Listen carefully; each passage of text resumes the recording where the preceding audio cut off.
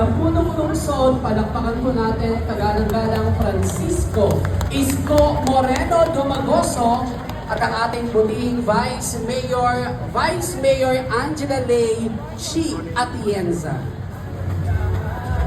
MDA Chairperson Attorney Romando Artes. At ang ating Secretary of the Department of Budget and Management, Honorable King Robert C. De Leon.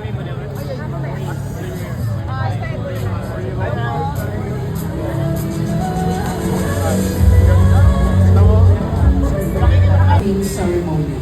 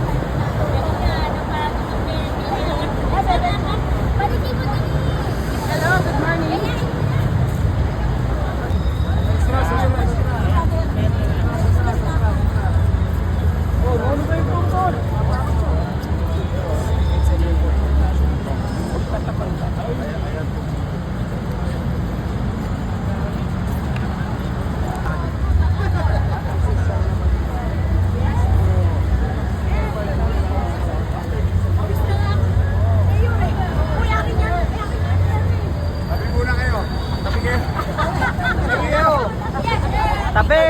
Ay, ang laro, ano?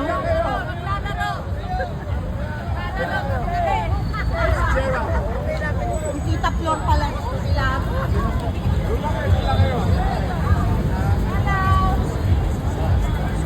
O, picture lang ko kayo.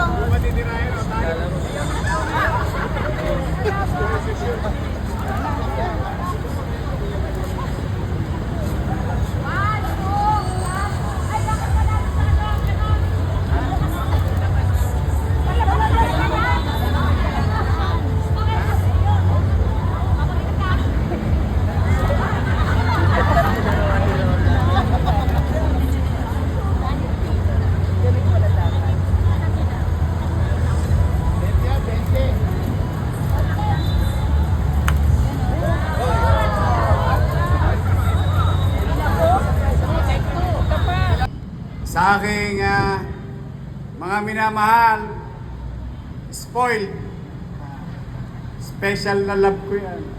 Mga lolo't lola ko, mga senior citizen, good morning! Hi! Hello! Okay, excited ako para sa inyo. Kanina, may napasin kami ni chairman. Meron na kagad na kinabang sa senior citizen natin.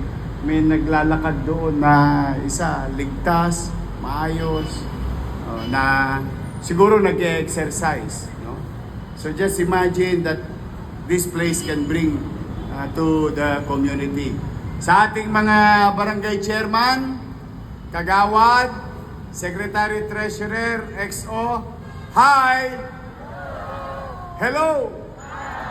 Okay, kayong mga taga-Pandakan, hinihikayat ko ang mga barangay official na magkaisa at ito ang sentro ng inyong pagkakaisa bilang komunidad sa Pandakan na ikusa ninyo among yourselves as barangay na napapalibutan nito o umiikot sa park na to na bantayan, ipagmalasakit, panatiling malinis. At yung gagawin ninyo ay kaling sabay naman, patuloy na mamumuhunan ang lungsod ng Maynila sa parking ito sa pagbibigay ng seguridad. Kaya napansin nyo, sa akin nakakita, Pet Park, Senior Citizen Park, may gwardiya pa. Kasi sayang.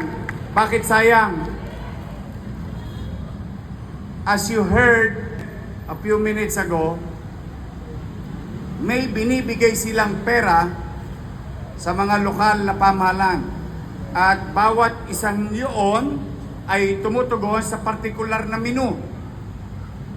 Marami po yan, vertical development or horizontal development. Maaring electrification, farm to market road, and so on and so forth. Meron din silang green program.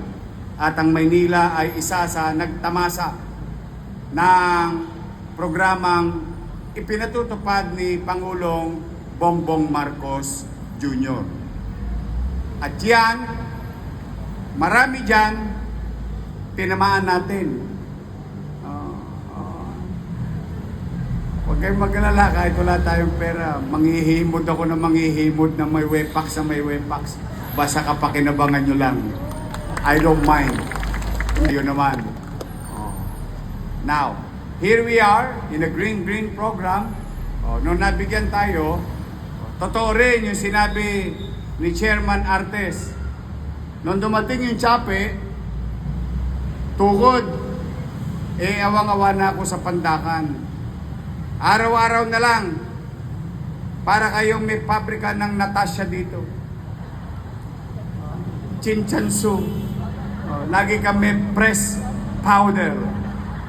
Sa Alikabok, ito yung nagdudulot ng panganib sa kalusugan, hindi lang ng mga senior citizen, but ng buong komunidad. Nakita niyo yung mga bahay na yan? Nag-abo na yan ang kulay niyan. Dati mapusyaw, naging gray. Because this is a barren land, non-performing asset, and it's very dangerous to any members of the community and to those who will pass by. That we can bring danger also yung ating mga motorista. Kaya nag-usap kami ni Chair, sabi ko, pare, baka may sobra ka pa dyan. Binigyan naman kami ng DBM, ng Office of the President. Kaya lang, total, miminsanin lang na natin gagawin, ito daw pati patot pananggulo na. Kasi sayang naman, ang hirap makaharbat ng resources because huwag niyong isipin na special tayo sa Maynila. Salamat kay Kim, ang ating sekretaryo ng DBM, palakpakan natin. So going back to the chair, sabi ko, Chairman, sabi niya, kung saan ang national government, local government, national agency, local government department, nagtulungan ang nakinabang bawat mamamayan ng Pandakan. Mga lolo't lola ko, maswerte ngayon, medyo malamig ang panahon, pero darating mga Abril, darating ang Mayo, Marso, nuknukan ng init. Huwag kayong mag-alala, air condition yung citadel ninyo. Pwede nang maglabing-labing. Malamang yung mga senior na single dito, madodobol. Kasi kahit gabi, magagamit ito ng mga taga-Pandakan. Maliwanag, maliwalas, ligtas. At aalagaan ninyo yung mga bambu natin dahil yan ang magbibigay ng sariwang hangin sa pagitan ng usok ng sasakyan. Kaya kung makikita nyo, disingit pinalibutan yan ng halaman para lagi kayong fresh. Hindi yung pag-uwi mo, puro usok, but you're always fresh. But I cannot do this alone. I would like to recognize all. Elmer, Yung aso niya unang-unang tumira dito. Kaya mga kusyal natin, palakpakan natin sila. At ang pinakamaganda sa Pandakan, ang presidente, ang pinuno ng ating Senior Citizens Affairs, Beth Rivera.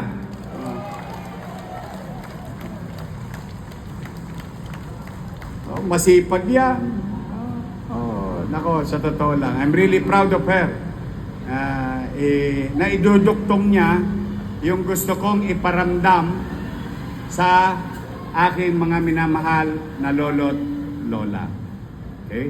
And also, I would like to special mention din, Robinson lang. Palakpakan natin ng Robinson. Nag-donate sila. Lakasan nyo! Ulitin ko, nag-donate sila. Nag-donate sila. Yeah.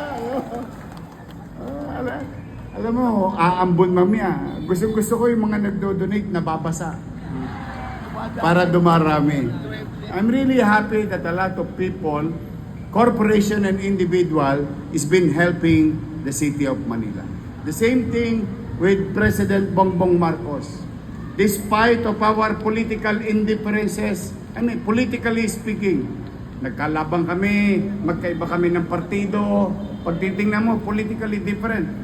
But, isinantabi niya yon, isinantabi ko yon, nagtulungan, siya binoto na presidente, ako na may ibinalik yung mayor, may obligasyon sa Maynila, nagsama, nag-usap, nakinabang, taong bayan.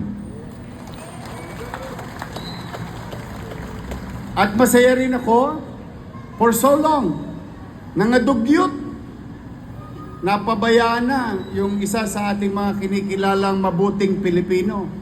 Ayan, nandito ang pamilya Guazon. Ayan, palakpakan natin sila. Maayos na, sir. Sa mga mahilig sa aso, pet lover, pusa, aso, welcome po kayo sa Maynila. Dati, tao lang ang welcome. O ngayon, pati hayop. Because this is a very unique concept of local government and national government. Create an open green space for human and for our pets. Makikita natin at talaga pong may mabuting resulta kapag ang mga leader sa bansa nag-uusap, nagpapanagpo, may pinagpapanagpuan. Kahit ano pa man, kailangan laging may common ground. At ano yun? Tao. Mamamayan. Kaya, hindi man sa wala man siya ngayon, ako'y talaga on behalf of the people of Manila, thank you very much sa President Bongbong Marcos Jr. Maraming salamat sa kanya. At least pagdaan niya dito, yung itim niya sakyan hindi na magiging puti. Muli, mga nanay, tatay ko, para sa inyo ito, alagaan nyo ha. Pag malasakitan ninyo. Today, this will be yours. Enjoy it. To the neighborhood, I'm happy for you. Hindi na kayo magpipis-pis ng mga bintana. Magpapagpag ng mga kortina dahil punong-puno ng alikabok. Ngayon, unti-unti, mararanasan nyo na. Bumalik ang sariwang hangin dito sa Nagtahan Interlink. New space, open green space, can be utilized by anybody, especially special mention lang by the senior citizen. We, the Department of Budget, the Office of the President, the Metro Manila Development Authority, and the City Government of Manila, we offer this to you today. Para sa inyo po ito, mga minamahal kong tagalungsod ng Maynila. Magandang araw at pagpalain nawa kayo ng Pong May Kapal. Manila! God first. Thank you. Maraming salamat po muli po.